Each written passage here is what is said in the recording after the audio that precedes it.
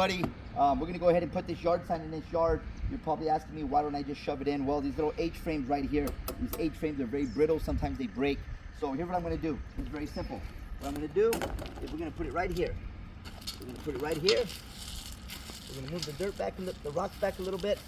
And I'm gonna come in here, and with this little guy, we're gonna drill our holes, okay?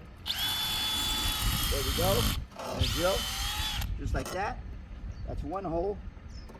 And we're gonna come in here and we're going to drill the other hole. We're gonna come in and we're gonna put this right where it goes.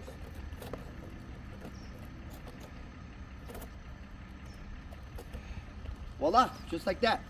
With that little drill, this is the secret. Little $60 drill. You buy it at Harbor Freight, Home Depot, whatever the case. Buy a long enough bit. The bit's gonna get ruined. Obviously, it's drilling into rocks and dirt, but so what?